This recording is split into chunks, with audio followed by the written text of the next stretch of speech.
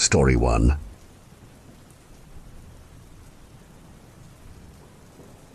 A twinge spurs in Kim's wrist, but she continues knocking on the apartment door. She presses the doorbell for the 5th time. Her friend Laurie groans behind her. Kim looks over her shoulder and shoots her a glare. Laurie segs the groan into clearing her throat before inquiring, "Do you think he's even home?" "I know he's home. Tora saw his car when we parked, remember?" Laurie retorts, "Yeah, but you've been knocking for like 10 minutes. If he hasn't come to the door by now, I don't think he will.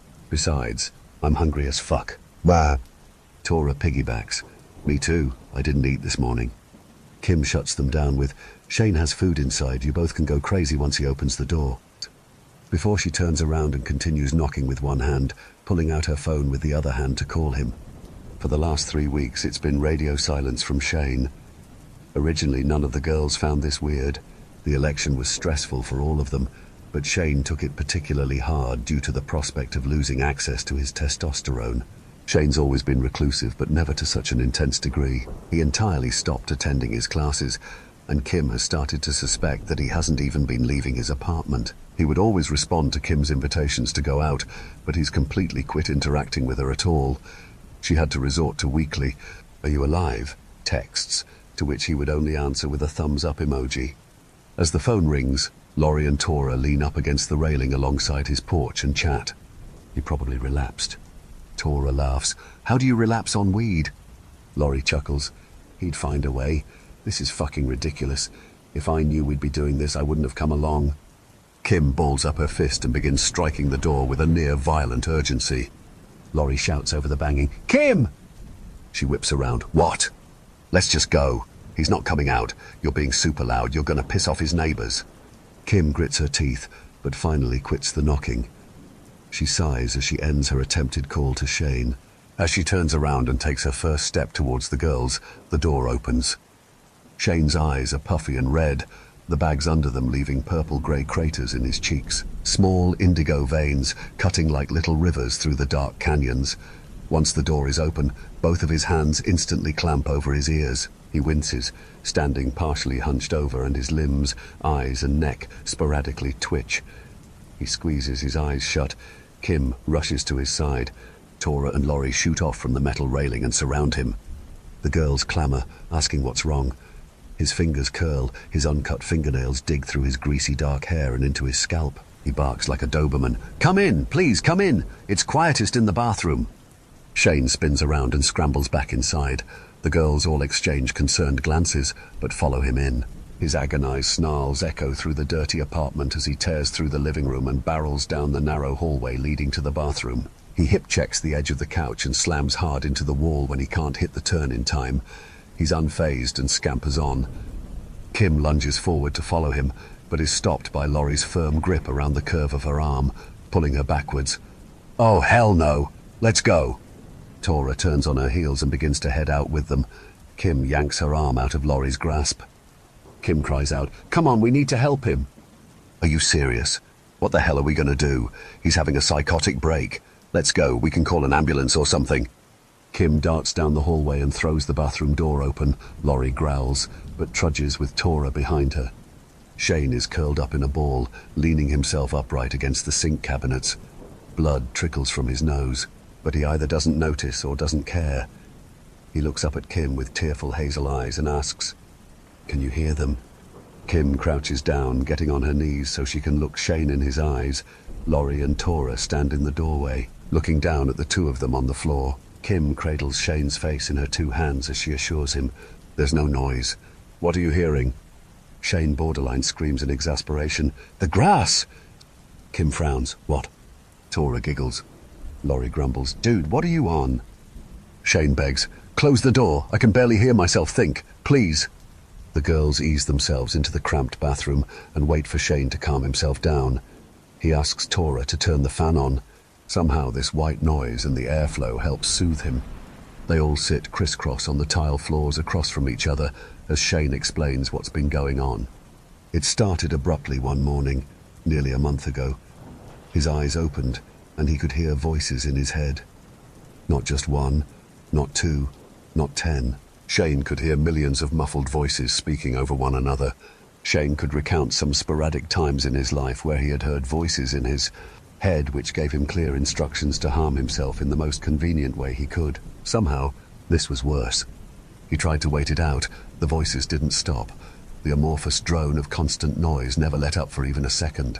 He could fight off random demands to chug laundry detergent or cut off his fingers, but he had no idea what to do with this new mentality. It was when, while still in bed, Shane covered his ears with his palms, that he realized the voices weren't in his head at all. They were coming from outside. He got up and looked out his window, scanning for some event or gathering of people, and saw nothing. Just the big patch of emerald grass surrounding his building and all the others in the complex.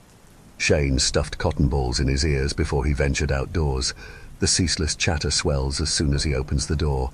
Ears covered, he stomps to the parking lot and looks around, only seeing one or two of his neighbors who give him odd looks as they spot him, seemingly unbothered by the racket. He noticed as he walked that the rattle of voices rose and fell. Shane further plugged his ears with his fingers, then trekked towards where the volume was the highest. It was the middle of the grass patch where the voices rang the loudest. The grass was speaking. Not to him, not about any particular topic. Every individual blade of grass was having its own eternal discussion with one another. "So, okay," Laurie interrupts, "you've been hearing these voices for weeks, and you're positive that it's the grass?" "Yes, I know it's the grass. There's nowhere else where it could be coming from. Nothing else could possibly produce so many voices." Laurie scoffs. "Maybe it could be all the particles of dirt talking. Did you think about that?" Shane's face drops at this suggestion. Kim makes a swatting motion towards her, urging her to quit. Tora cocks her head at Shane, then asks, "Is there anything you can do to make the voices stop?" "No, that's the weird thing." He turns his whole body to face Tora as he raves. "Nothing that I've done has made them all stop. I've tried asking nicely. I've tried yelling at them. I got so mad one day that I ripped a handful of grass out of the ground and all the blades I tore up just started fucking screaming. They wouldn't stop. They never stop. I can't sleep. I can't go outside. The noise is everywhere. Nothing makes them shut up. I feel like I died and went to hell." Shane bursts into tears, his hands still pressed tightly to his ears. Kim crawls over to him on her hands and knees and wraps him up in a hug, humming lowly in her throat to distract him from the hellish noise he described. "What can we do to help you, Shane?" She plants soft kisses on his face, which he has no reaction to, but she feels his body untense in her arms. Kim pulls away and runs her tongue over her lips, tasting his fatigued, salty tears. "I don't know. I don't think there's anything you could do." Kim eyeballs the price tags on the two boxes containing noise-cancelling headphones and scowls, then turns to face Laurie. "Law, which one should I get? I think this brand will be better for the actual noise-cancelling, but this one is cheaper, and it might be more comfortable for him to wear." Laurie shrugs. "I honestly don't give a shit. I think all of this is unnecessary." She gestures to Kim's shopping cart, at the black soundproof curtains, the white noise machine, and multiple boxes of earplugs that she picked out for Shane. Kim rolls her eyes and tosses the cheaper pair of headphones into the cart. "Kim, stop. He doesn't need any of this crap. You know he's just acting up to get attention. He might be having an episode, but there's no way it's as bad as he says it is. He always pulls some shit like this when he gets bored." Kim folds her arms and bites down hard on the inside of her cheek. She sighs, then questions, "If Shane were doing this to get attention, why hasn't he reached out to any of us for weeks? Why did I have to bang on his door for 10 minutes in order to give him the attention that he apparently craves so badly?" "Well, I know there's a million things you'd rather be doing right now, but Shane needs our help. Yeah, he might be having a psychotic break. He might be annoying, but he is clearly in a lot of pain, and I would really appreciate it if you'd quit being such a huge bitch about everything." The corners of Laurie's lips twist upwards into a snarl, but before she can escalate their conversation into an argument, Tora reappears, bebopping up to the cart and setting two 12-packs of hard seltzer into it. Any urge to fight between the two girls fizzles out instantly. "No," Kim orders, "put those back." "Why?" "He'll knock out at least one case before tomorrow," Laurie says. Kim begrudgingly agrees. "Yeah, Shane's never been great with moderation." Tora attempts to sway them with, "Come on, guys, Shane needs to get drunk right now. He's so sad." Both the girls stare at her. "Tora, when has getting someone drunk made them less emotional?" Tora contemplates this for a moment. "Okay, fair." She sticks her pointer finger in the air. "But what if instead of giving Shane the alcohol, we just pour it out on the grass?" Laurie blinks. Why on earth would we do that? So the grass can get drunk. I don't know, maybe that'll make it shut up. Kim reaches in her cart and grabs each case by the handle. Or maybe a bunch of the billions of blades of grass that he can hear are angry drunks. Then they'll get mad and start arguing with each other. I don't think Shane can handle that right now. Put them back. Kim offloads the cases back into Tora's arms. She puckers her lips before setting the cases back in the cart, saying, "Fine, then they're both for me." When Kim's balled-up fist hits Shane's front door, it creaks open on impact. The girls are puzzled by this, but step inside. "Shane," Kim calls, "we're back." No answer. No movement, no pained yowling, no sobbing. Total silence. The girls walk inside and set the items on the dining table. Tora opens up her case of seltzer and pulls out a can. Laurie pulls out a chair at the table and plops down, immediately holding her opened hand out to Tora, which a can of seltzer fills. Kim takes the white noise machine box in her hand and heads down the hallway leading to the bathroom and Shane's bedroom. She tries the bathroom doorknob. It's unlocked and the room is empty. The lights were left on. She frowns and flicks the light off, closing the door behind her. She figures he has to be in his bedroom. Kim breathes a sigh of relief to herself at the notion that Shane was maybe able to fall asleep. She considers leaving and letting him rest, but she peers out around the wall and sees Laurie and Tora sitting together at his dining room table drinking, content for the first time all day. She decides against leaving and softly raps on the door. "Shane, are you in there?" No answer. She presses her ear up against his bedroom door and listens intently, holding her breath. No noise. She speaks softly into the door. "I'm glad you were able to get some sleep. I was really worried about you." Her hand wraps around the doorknob. She slowly twists it and pushes the door open. Light from the living room spills into the dim bedroom. She's expecting him to awaken, to stir, but her presence inspires no movement. She doesn't step inside. A shudder runs down her back. "I got some stuff from the store that I think will help you. I've got a white noise machine right here. Do you want me to plug it in?" She takes one step into his cluttered room and turns to face his bed. There he is. The blanket is pulled up to his cheek, and he's lying on his side, facing away from Kim. There's an outline of something long and narrow balanced upright on the side of his head. She calls out his name one more time before she turns on the lights. Kim shrieks.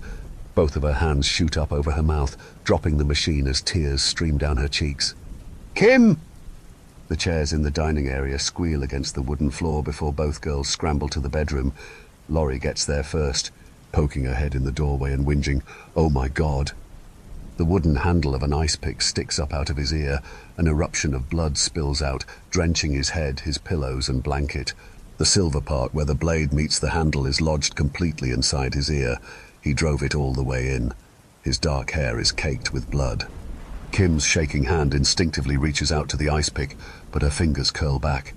She yanks her hand back to her face and swipes her tears away. She snorts up a glob of snot. She instead grabs the blanket covering him and lifts it up. "Tora, call the police! Kim, what are you doing? Kim!" Kim ignores her friend and slips herself under the blanket, taking sniveling breaths through her open mouth. She rests her head on the pillow next to his. She lays herself in a small pool of red. Shane's blood is still warm. Kim reaches up under his shirt and sets her palm on his bare back. He's still warm too. "Kim, get up! You're contaminating it!" She blinks tears away and scoots herself closer to his corpse. She slides her free arm under his blood-soaked pillow, cringing as the heat warms her skin. Kim curls her other arm around his chest, carefully pulling herself as close to him as she can get. She holds her breath as she presses her face into the back of his neck, his matted hair rustling against and staining her forehead. Laurie continues pleading, now crying for Kim to get up. Kim shuts her eyes and tries to ignore the metallic scent of his blood, tainting the way his body naturally smells as she breathes him in. She leaves gentle kisses in between his shoulder blades. Her lips are stained with his blood. She snuggles closer to him, ensuring she won't miss a second of feeling his body heat before it's ripped away forever. Story 2.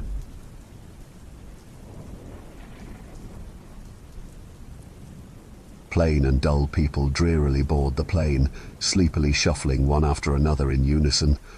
One man, standing out amongst his dull peers, is a genius physics professor named Andy. He is a spiffy-looking young man with a posture crumpled by anxiety, yet he dons an optimistic smile all the same. Checking each row number extensively, He spots his seat at the back of the plane, beside a bearded gentleman in a suit and tie who is jostling uncomfortably in his sleep. As Andy approaches, the gentleman slowly begins to awake in a cold sweat. "Hey, stranger, is this seat taken?" Andy chuckles meekly, doing his utmost best to smile. The gentleman, who had regained his composure, blinks and turns to him. "I'm sorry." His voice is deep and his expression unsightly. "Sorry, aeroplane humor," chuckles Andy softly, looking past the gentleman's flaws. Andy gestures to the seat. "Ah, I see," says the gentleman with a small nod. Andy gets into his seat slowly, his arms shaking. The gentleman, observing Andy closely. "Are you okay?" he asks bluntly. "Sorry, I've got a bit of a phobia of flying. It's foolish, really. Not grounded in much reality. Yes, very foolish," says Andy, looking embarrassed. The gentleman looks at him from top to bottom from the corner of his eyes. "I've had not-so-great experiences in such situations too. Truth be told, though I am naturally of a stoic persona, I find myself feeling uncomfortable and uneasy within the seat of a plane," says the gentleman, looking down towards a book in his lap. Andy finds some solace in the gentleman's willingness to open up to him and relaxes his tensed shoulders. Andy places his hand over towards the gentleman. "Andy," he says, gesturing to shake. He looks down and notices the large book in the gentleman's hands. "Oh, sorry," Andy quickly adds, slowly moving his hand away. "No, please don't be," says the gentleman, putting the book down and shaking Andy's hand firmly. "Good handshake. I am Ivor, Dr. Winston Ivor." The doctor chuckles as he finishes the short but stern handshake. "Wow, a doctor, what kind? I am a doctor myself, you know."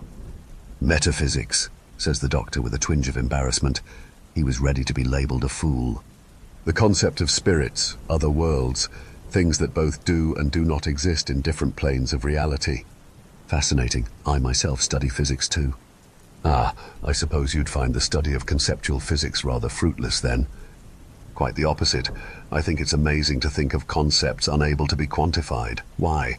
I'm taking a trip now to head to a conference on our perceptions of reality. Though mine is based more upon how our brains function, it's fascinating to think about foes at play far greater than we can physically conceive. Is that book related to your studies?" Andy gestures towards the book.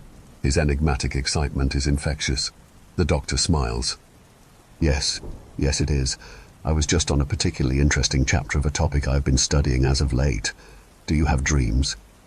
"Yes, I do. A desire to start a family, get my inventions off the ground, to meet someone." "Ah, no, my apologies. In this case, I mean this quite literally. When you sleep, do you dream?" "Yes, I do. Though, to be honest with you, they're not particularly pleasant, often nightmarish." "Well, this book posits a theory that dreams are ostensibly a window into another reality." "A window? So say I dream where I and a partner are fighting a horde of zombies." "Reality." "A dream where clouds are cotton candy." "Reality, essentially. In a sea of endless universes, once you've pictured this world existing, it inevitably does so." "So a monkey on typewriters cross Schrodinger's cat. They don't exist, but do once observed through a mind's eye." "Indeed." Andy pauses for a minute, enamored with the doctor, but a fear begins to creep over him as he continues to speak. "And what of nightmares?" The doctor's face turns. "Well, to say that all lives are as wonderful as cotton candy clouds would be too sweet. Bad things are inevitable," he says dramatically. There is a lull in the conversation. "You see," Andy continues, "I once had a dream where I met a stranger on a park bench. We hit it off, so to speak, and became incredibly close partners. He was incredibly smart. His advanced studies brought us all over the world. My studies also separated us. However, one day, I was set to visit him during his stay in a foreign country. Excitedly, I based my belongings.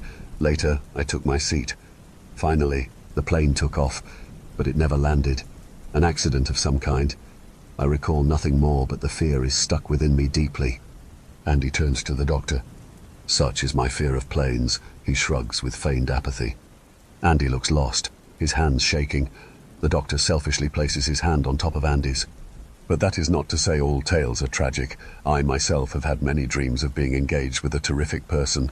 I observe as we have the time of our lives bonding in all sorts of outlandish worlds. They may also end up in tragedy, but they are also beautiful while they last. That's what we have to focus on." Andy leans back in his chair. "And what of reoccurring elements?" "Well, Though our imaginations are wild, they are not limitless. As I say, it is a glimpse into another similar world, not a jump into something entirely new. Your brain is influenced by your day-to-day. The doctor chuckles. The atmosphere is very pleasant. Besides, at the end of the day, it's all mere conjecture, nothing to worry about. Andy tries to smile, but it fades quickly. What of reoccurring nightmares? Well, again, consistent influences in your life might lead to repeated ideas or... No, says Andy firmly. What of the same, things carrying over between dreams? And holds the doctor's hand firmly. What of creatures carrying over? What do you mean? The atmosphere has shifted. Ever since I had the dream of the crash, within every dream, there is always a stranger. Just like the initial dream, I always find myself in accompaniment by someone amazing, a new relationship. Yet at the end of every dream, this stranger, this gentleman, this creature, tall, disproportionate and slack-jawed, approaches.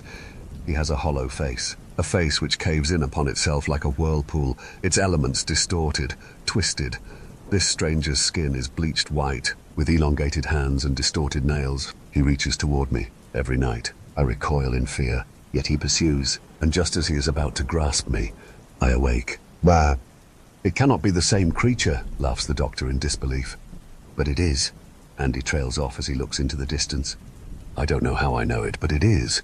Within each subsequent dream, his face becomes more warped and less lucid, but his expression, his longing for something, his distorted weariness, those are always deepening. Andy looks over to the doctor, who is gripping his handkerchief tightly. Sweat pours down the gentleman's feeble neck. Truth be told, I too have dreams of a beast. In all my dreams I am but a mere observer. The me I see is not myself. I am but a stranger, a narrator to the other's stories. He carelessly pats his brow with his wetted handkerchief, and I find myself filled with an unquantifiable grief, an unfathomable jealousy towards my other self, as though he took something that was mine. A transcendent rage overtakes me. It brings with it a memory that is not my own. I envision me and this gentleman together, happy. Tragedy befalls us. One day perishes in a vehicle crash. Drowning in grief, I poured our research into a way to get him back, a way that tears apart my skin, breaks my heart and leaves me broken. With a voice quaking, he continues quietly, making it difficult to make out the words.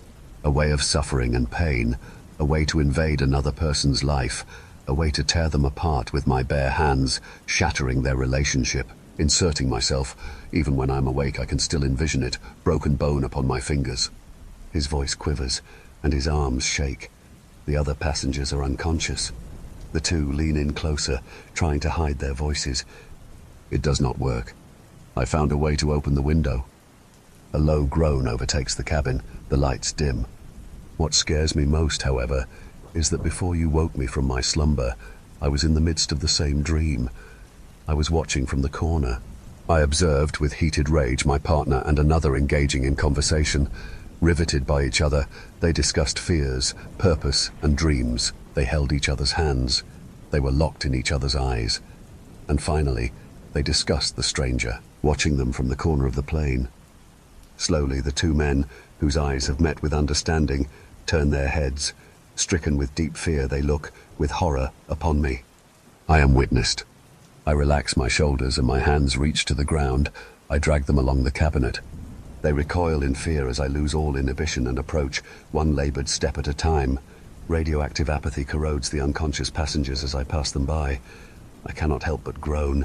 My throat hurts, parched from an endless decadence of decay. I require oil. I am rusted, old, worn, ruined. You must look upon my form with love, my sweet.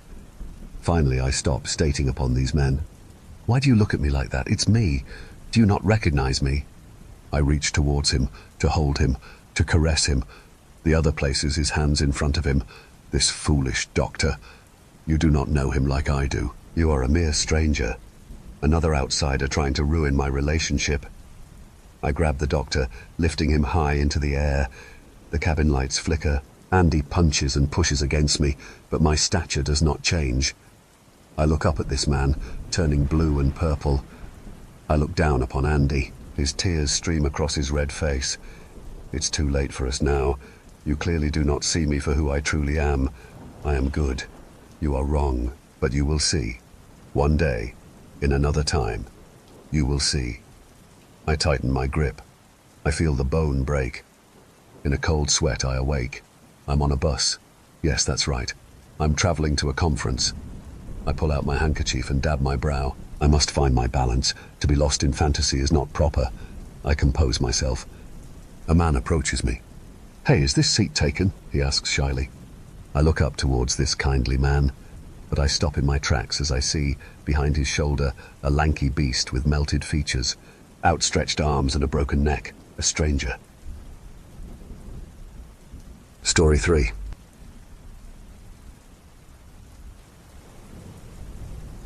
A great artist once said, "Color, what a deep and mysterious language, the language of dreams." Depending on the situation or distraction, this philosophy unquestionably plays an integral part in Herbert Truelove's meandering existence, floating and gliding from one state of contented, colourful contemplation to the next, regardless of the consequences. It is Tuesday. Spring has just about sprung, and a dapple of weak sunlight is finally threatening to break through the clouds that have been in perpetual domination since last October. At least it seems that way to Herb, who, as we speak, is in a daydream of sorts, caught between the grim reality of his humdrum day job and the fantastical scenes that his mind is playing out to him. Today, softly tinted marshmallow cats and dogs with expertly curated moustaches and jaunty little hats are fleeting across his venturing mind. Everything is soft and hazy around the edges. The sun's faint rays kiss the scene with hues of pale yellow, blue and pink, and across the dusty blue sky, cloud-like forms are enticing him away to somewhere far beyond the grey walls of reality where Herb's flesh and bones exist. "True love!" Shrill and pointed as ever, the bespectacled and suited Geraldine Ledbetter, a storm cloud personified, marches across the office and places herself between the window and Herb's reverie. She casts the darkest kind of shadow across the desk, perhaps the sort you might encounter in a terrible nightmare. "Are the figures for the board meeting ready yet?" The words, thunder reverberating in Herb's ears, but he is not easily fazed. Herb has learned that it is best to do whatever is asked of him. Herb knows that it's wise to keep his head down and complete his work to an adequate standard so that it attracts minimal attention. Herb knows where his mind would rather be.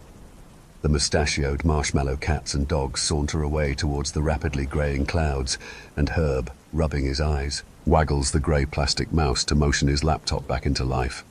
"Half an hour," mutters Herb, as he adjusts himself to the reality that surrounds him, the cats and dogs disappearing into the cloudy horizon.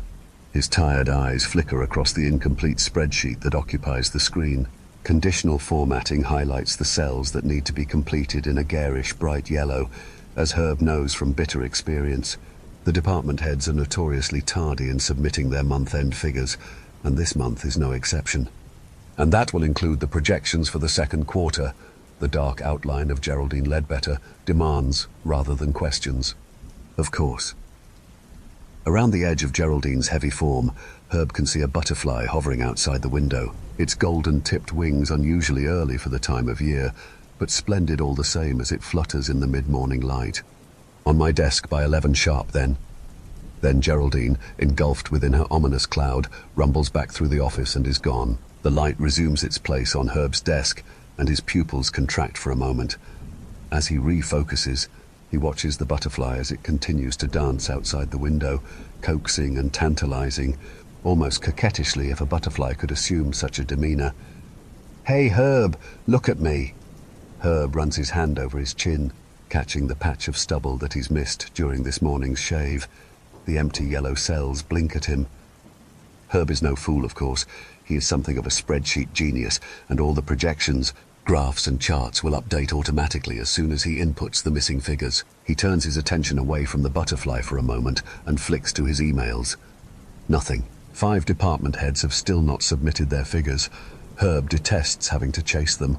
They make him feel insignificant, as though they have more important things to think about than a few numbers. Numbers that you should bloody well know if you had any clue what you were doing, thinks Herb. The tapping at the window draws his attention away from the screen. The butterfly is still there, and in the distance, pink and blue marshmallow cats and dogs with moustaches and jaunty hats are bounding along the treetops. The butterfly poses enigmatically on a small branch that grows out of the old brickwork, stretching and twitching its outstretched wings. Herb is so overwhelmingly compelled by the creature that he moves cautiously round to the other side of the desk and crouches down, the thinning fabric of his trousers straining at the knees as he does so. The glass separates his nose from the butterfly by less than an inch. Over the hills and the meadows, golden yellow with rapeseed and sunflowers, far too early for the time of year, but glorious all the same. The countryside is ablaze with colour as Herb and the butterfly soar, dipping and flying over the landscape below. Hanging on tightly to its wings, delighting in every swirl and swoop, Herb is surprised to see strange markings on the insect, not usual for this type. In between the clouds, the cats and dogs nod and doff their hats as he passes, and Herb strains his eyes against the wind, fascinated by the butterfly, curious to examine more closely its squiggles and shapes. Back at his desk, Herb recalls the markings, which were in fact numbers, 5 of them etched in fine flowing lines across the butterfly's wings. He opens the spreadsheet and, compelled by something he knows not, he enters the numbers into the bright yellow cells, which immediately reformat to corporate grey. The bottom line updates, the graphs and charts complete. All is done. But the cell containing the overall projection for the next quarter is now red. This doesn't surprise Herb. The second quarter is always like that. So he prints off copies for the board meeting, slides them onto Geraldine's desk while she's in the washroom, and disappears for an early lunch. Outside, the sun has burned away the hazy cloud of earlier, and the day promises to be a little warmer than of late. Herb buys a takeaway sandwich and coffee. Then, in the small memorial garden down the road from the office, he finds an empty bench facing the sun. He sips the coffee, letting the warm, milky substance trickle down his throat and warm his insides, the caffeine tingling through his veins. Herb closes his eyes. Blotches of red, orange and green fill his vision as the light from the sun leaves its mark. The green shapes begin to move in slow, swirling motions, bumping off the red and orange like a crooked kaleidoscope. Herb recalls holding his eye to the brightly decorated tube, turning the coloured beads, reflecting in the mirrors. In the distance, his mother is calling him in from the living room to go through to the kitchen for his dinner. The kaleidoscope falls to the floor, and the green swirls fill his vision as a formation of leaves and petals spin clockwise and then anti-clockwise, alternating until a purple snake pokes its head through the centre of the arrangement. It smiles. It's a pleasant enough smile, though perhaps verging on the sinister, and the corners of Herb's mouth twitch slightly. People passing through the memorial garden give him a wide berth. Herb sips the last of his tepid coffee, eats the ham sandwich, which is now lukewarm, and stretches his legs before heading back inside. As he passes the office window, he checks his reflection. Reasonable enough, if a little worn around the edges, but he notices that his shirt looks an odd colour. Herb shakes his head, just the light, and heads back into the office. Herb's stomach sinks as, returning to his desk, he sees the familiar outline of Geraldine against the window. But as he gets closer, he notices an expression on her face that he's never seen before. Not the usual storm cloud, more like a break in the weather, a lightening of the day.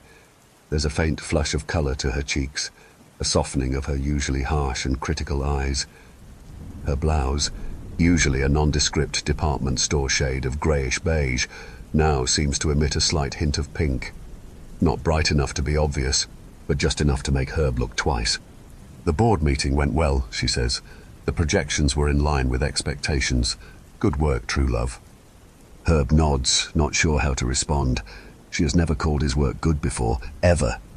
"I need you to run some modelling," she continues. "Future projections based on recent trends, a few different scenarios. I want to see what we're looking at for the next couple of years." She turns to leave, then pauses. "By the way," she adds, looking Herb up and down in a way that makes him feel like he's transparent, "I like that shirt on you. You had a dark blue one on before, didn't you?" Herb looks down.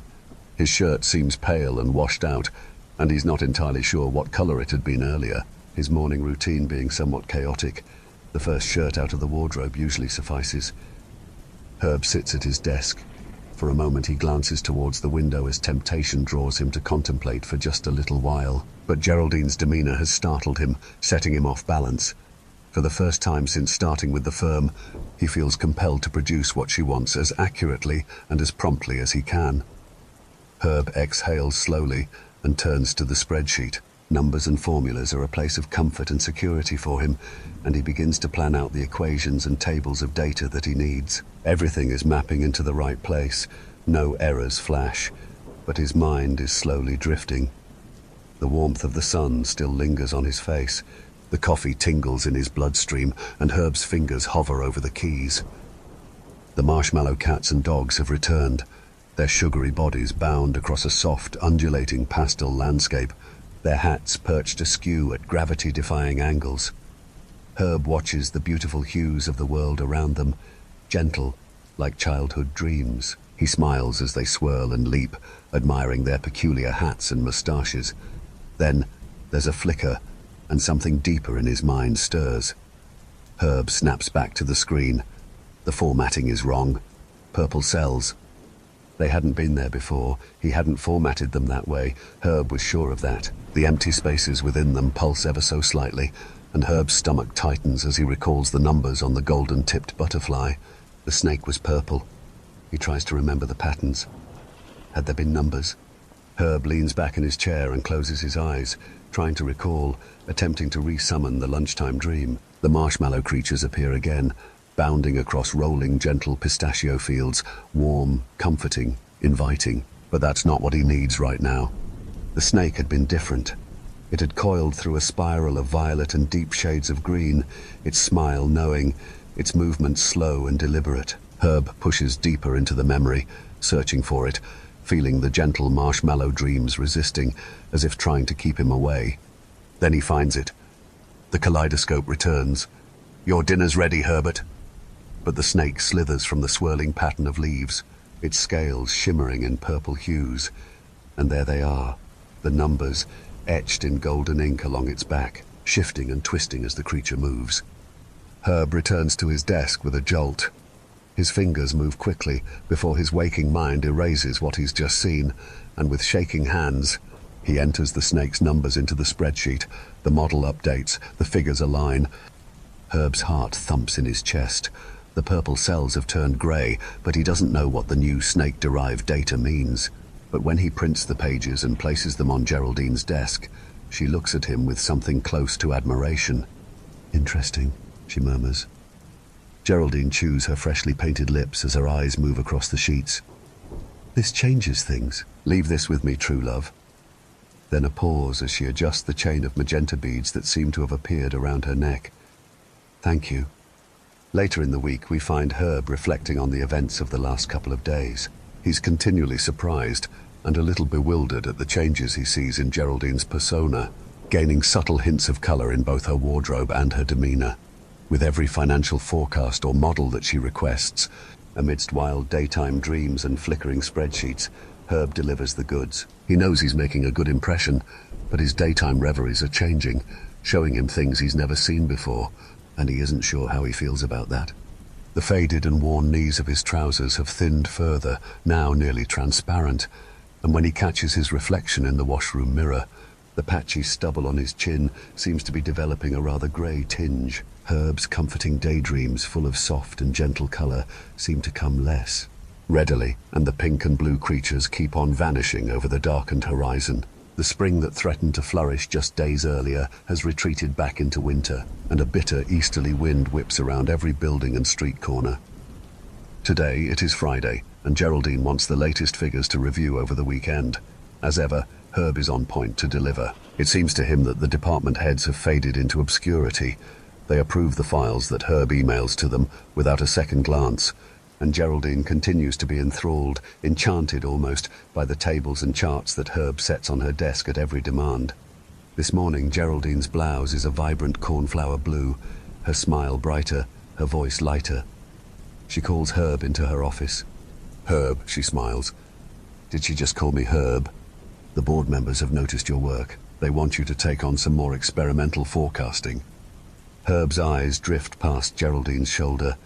Through the window, he sees a slender man in a tight red suit balancing on the edge of the window ledge. He's grinning at Herb, opening and closing his suit jacket, revealing something. A code, perhaps. and then quickly concealing it, smirking as he does so. Behind, in the distance, the soothing colours of pastel fields flicker as marshmallow cats and dogs try to draw Herb's attention. The scarlet character outside the window watches, waiting. "Herb!" Geraldine's voice punctures Herb's distraction. This could mean a promotion, more pay, more prestige. Think about it over the weekend. Herb rattles his head, bringing himself back into the moment. "I'm sorry, Geraldine. It's been quite a week." He looks down at his hand. It looks paler than before, almost translucent under the harsh office lights. He swallows, his throat dry. "I'll get those figures to you this morning, ready for the weekend." The spreadsheet gapes at Herb. It flickers. Cells that were accurate earlier are now showing HRF and other disturbing error codes that Herb has never seen before.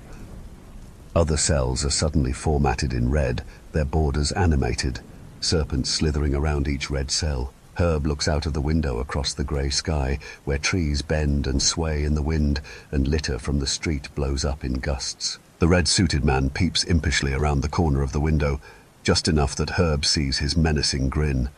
Then he steps fully into view. Herb notices the purple snake wrapped around the man's left leg, and on his right shoulder sits a butterfly with golden-tipped wings. Somewhere in the distance, in what feels like another world, a dream within a dream, the blue and pink marshmallow creatures are trying to reach him, their little hats bobbing as they bounce over clouds.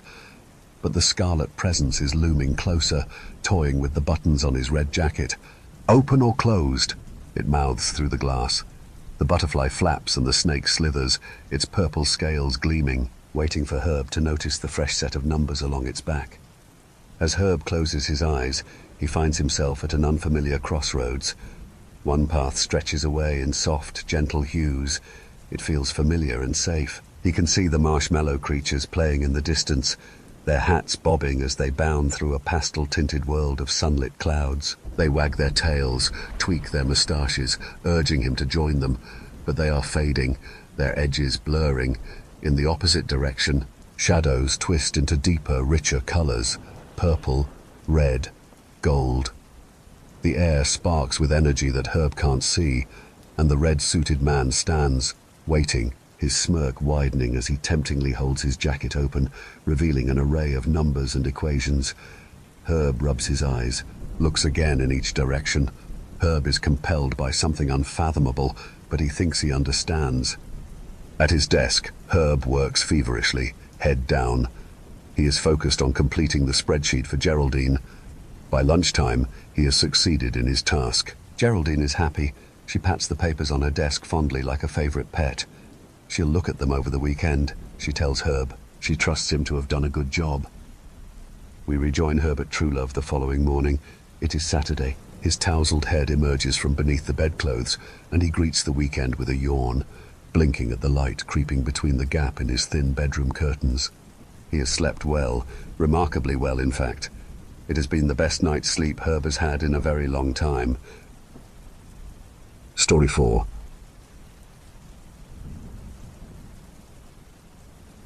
A black Mercedes made an acute right turn in a narrow country road, headlights lighting up the dark path ahead.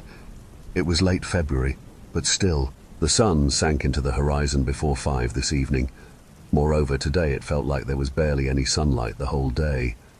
"Are you sure we're on the right path?" Eve worried. "Huh," grunted Dave, irritated.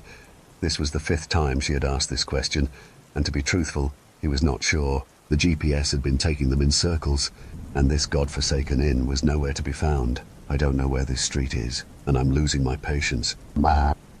"Give me that phone," Eve said, as she snatched the iPhone from his hand.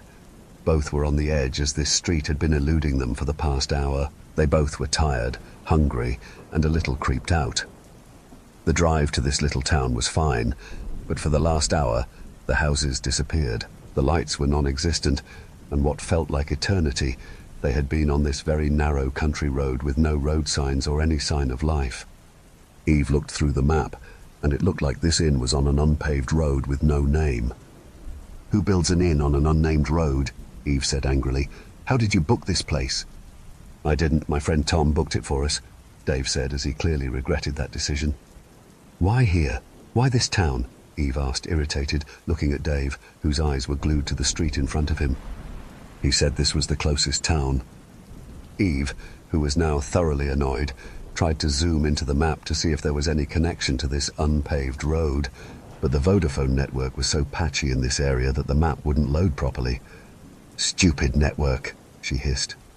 "Look," Dave pointed to something ahead. "That looks like an off-road. Maybe that might lead to the inn." Now he had some hope in his voice, even though he would have sworn that road wasn't there moments ago when he went past it.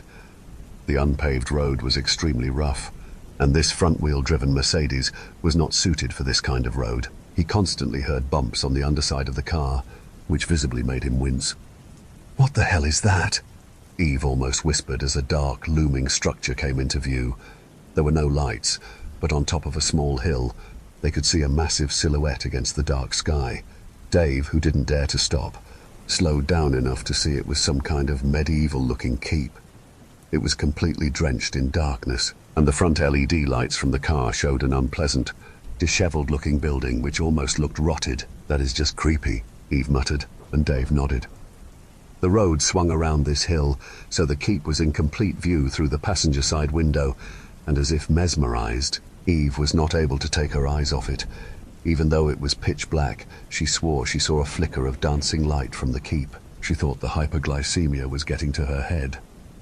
After what felt like a mile, they finally saw a faint light ahead.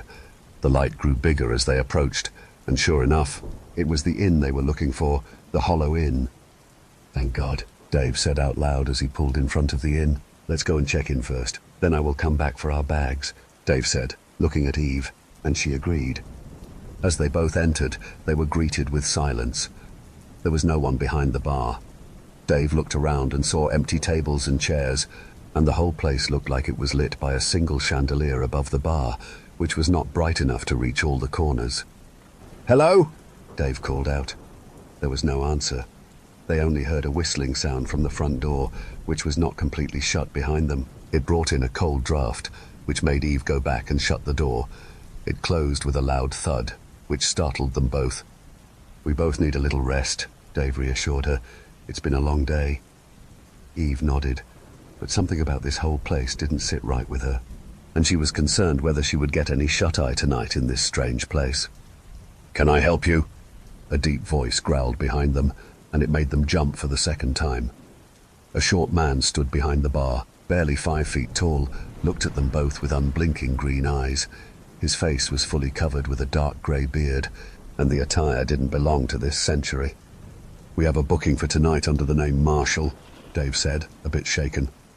The odd man didn't check anything, neither a registry nor a computer. He just turned around and started walking towards the steps that flanked the bar. "Follow me," he growled as he reached the bottom stair and started climbing up without waiting for them. Dave and Eve exchanged worrisome looks but didn't utter anything. Dave was the first one to follow him, and Eve reluctantly followed Dave. The stairs were made of stone and wound around like a castle tower. It was barely lit. Eve stumbled a couple of times as she missed the steps in the near darkness. The whole place was musty and smelled stale. Throughout the ascent, Dave couldn't shake the feeling that they were the only guests in this whole inn. "Why is this place built in the middle of nowhere?" Eve asked from behind, and the man grumbled. "This is a private road. Not many pass through it," he muttered. "That can't be good for business, right?" Dave asked, expecting an acknowledgement from the man, but he only received silence. "Here we are," the man said as they finally got to the floor above. It was a tiny hall with barely enough shoulder room for one person to walk abreast. The carpet was so worn out it almost looked decayed. The whole hallway was just lit by a candle in the middle. There were 4 doors facing each other in this hall, black doors with large round iron handles, which he twisted and let the guest into one of the rooms. The first thing Dave and Eve noticed was the eerie silence. Not a single sound apart from the creaking floorboard under their legs and the flickering candlelight. As they both entered the room, they were welcomed by a warm-looking room. Small but cozy, a large Victorian bed took the center, flanked by 2 bedside tables holding 2 large lamps, and a small chandelier hung above the room, lighting the place. Dave was quite happy with the room, the only thing that turned out to be satisfactory on an otherwise terrible day. However, Eve's attention was on a picture that was hung over the bed. It was big enough to cover half the wall, and it was placed in a rather decorative wooden frame. She unknowingly walked towards it. It was an oil painting and looked old, but it was the image in it that caught her attention. It was the same keep they saw on the way. The image was set during a sunset, and the dark keep was standing tall over a grassy hill. A large shadow was cast down by the structure as the sun was behind it. The more she stared at it, the more it came alive. She felt that the sun was setting behind that hill, making that shadow to grow larger, as if it was extending out of the frame and into their room. Dave touched Eve's shoulder, which shook her off the trance. "Did you hear what I just said?" he asked her with a worried look. "What?" She tried to focus her vision back on Dave as if she just woke up from a deep slumber. She noticed that they were alone in the room, and the man was nowhere to be seen. "I said I will go down and bring up the bags," Dave said again. "No!" she almost screamed. "Don't leave me alone here," she pleaded. "Baby, I'm just going down a floor to pick the bags up. I will come back in 5 minutes," he said, touching her shoulder, and he could feel her shaking under his grip. "What's going on?" he asked, concerned. "Something is not right," she muttered, looking back at the painting. Dave followed her gaze. He froze when he saw the picture, as he knew it was the same building they had driven past. He saw a small golden plaque on the bottom of the frame which read, "Donnington Castle." It must have some local historical value around these parts, so don't be surprised that they have hung a picture of that building, Dave said, looking back at Eve, but he knew she was not listening to him, and he was not able to shake an unnerving feeling off from that canvas. Once again, something changed in that portrait for Eve. The sun was now barely present in the picture, and the darkness had overtaken the scene, and to her horror, she could see the shadow from the keep had extended beyond the frame, and now casting onto the wall below. She heard a faint whisper. Initially she thought it was in her head, but it kept repeating. "Come." "Dave!" she called out as she turned around. To her shock, she was alone in the room. He had left the room, and she wasn't aware of it. The door was closed, and the room was getting dim as if the light from the chandelier above was getting covered. She froze in the spot. Pure terror took over her body as she heard the whisper more clearly. It felt like the voice was coming from everywhere, all at once. "Come to me, come and see me." The disembodied voice was low and almost felt like a growl of an animal. Shivers ran down her spine. She turned around as her body was shaking involuntarily and looked at the picture one last time. Her pupils widened, and she let out a bone-chilling scream. Dave heard the scream on the road outside as he was removing their bags from the car's boot. He dropped everything and ran into the inn. He slipped and fell twice on the stone-cold stairs as he hurried up to the room. He almost broke through the door as he entered the room. To his disbelief, the room was empty. He called out for her. She was neither in the room nor in the bathroom. He ran out to the hall and called her again. Silence. He ran down and called for her. There was no reply. He kept screaming her name as he ran up and down the inn. The other rooms on that floor were empty, and that man was nowhere to be seen. He finally entered their room, panting and sweating. His voice was shaking, and his heart was beating out of his chest. As he regained composure, he looked up and his jaw dropped. The portrait that was hanging above the bed was completely black, as if someone took a black paint and smeared the whole picture out of existence, and something was dripping from the frame. Dave inched closer and touched it. It was blood. Story 5.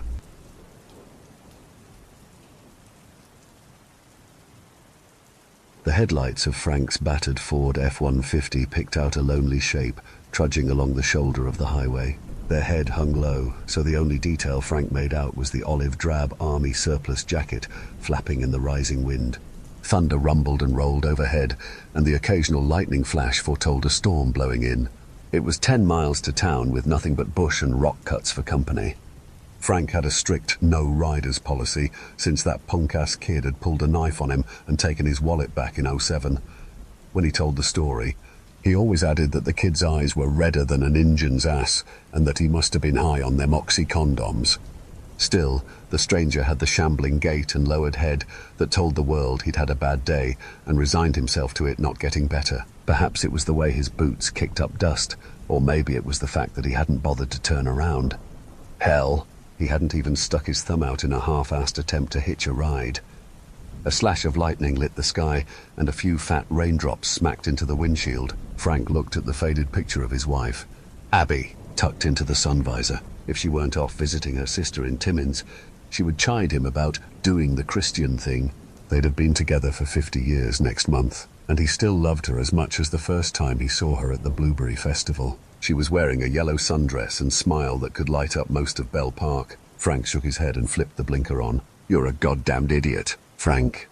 He pulled over to the gravel shoulder, crunching to a halt and stepping down from the cab. The stranger was about a quarter-mile back, invisible in the dark. Frank strode to rear of the truck, stuck a cigarette in the corner of his mouth, and lit it with a practiced gesture of his Zippo. He heard the telltale crunch of footsteps before he saw the kid jogging out of the darkness and into the red glow of the truck's taillights. He was wire-thin and looked about 20. Frank reached over the side of the pickup and felt the familiar shape of his framing hammer in the bed.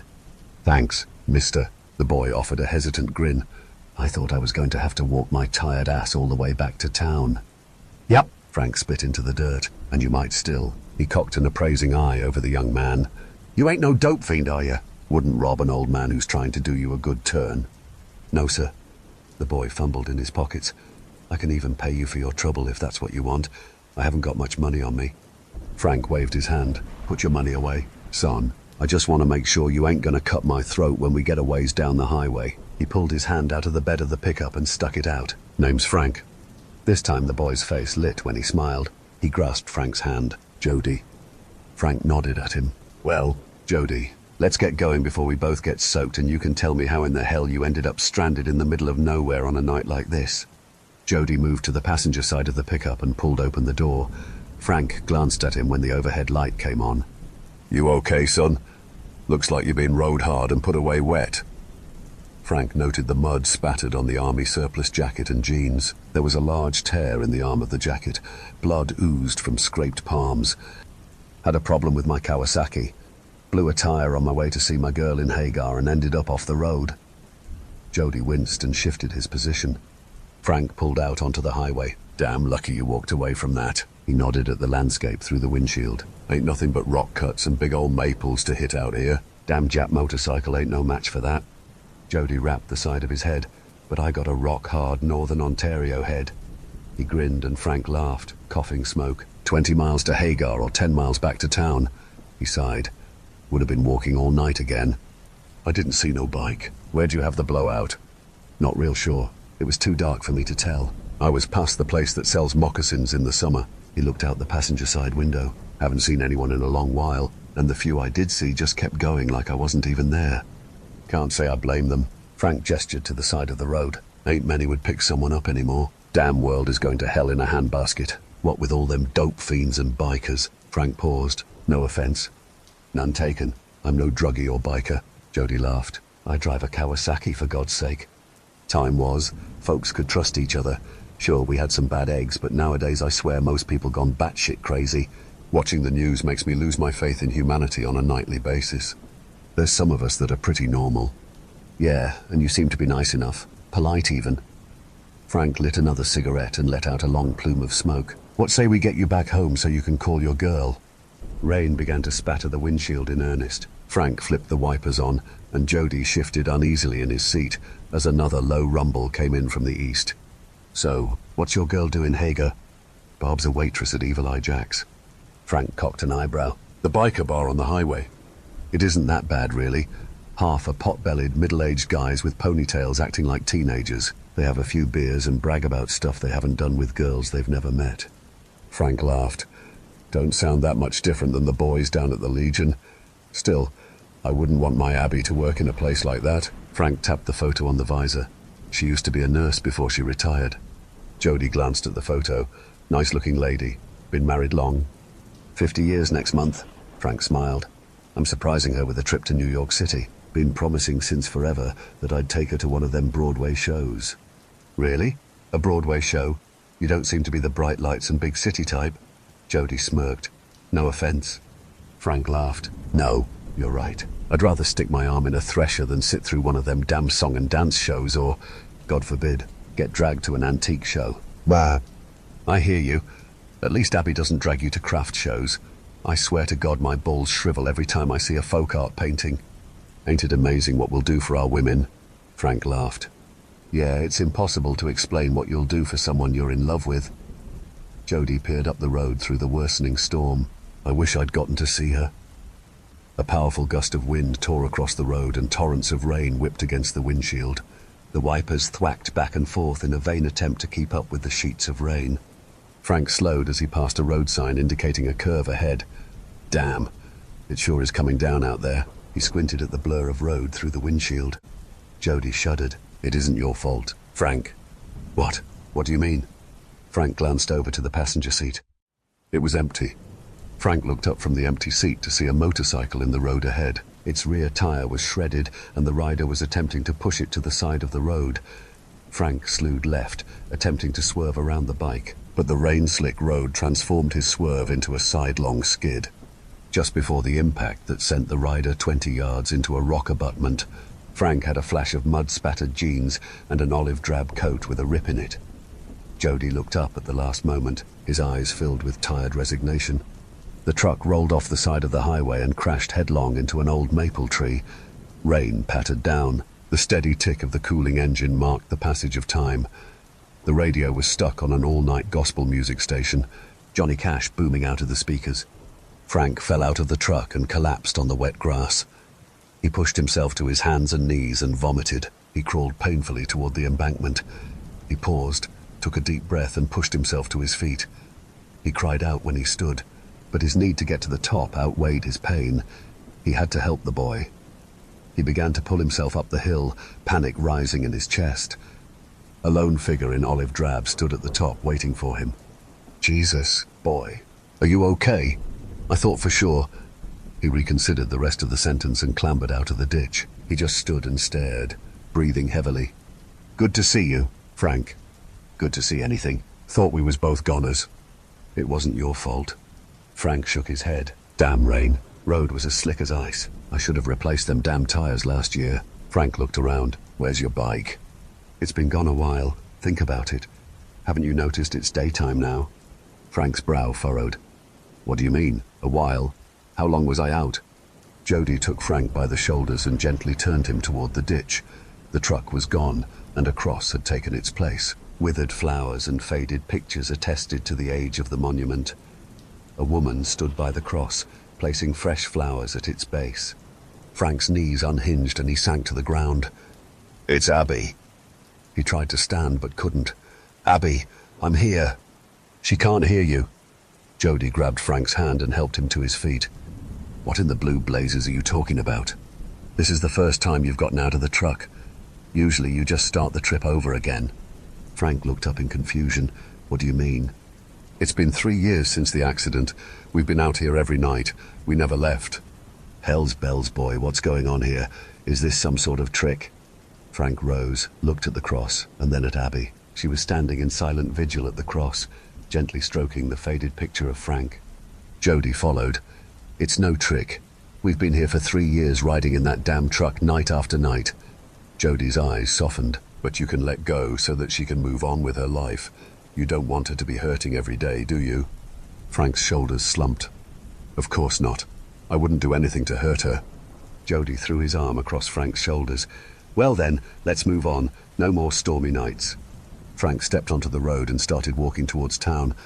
What's down the road, son? Not really sure.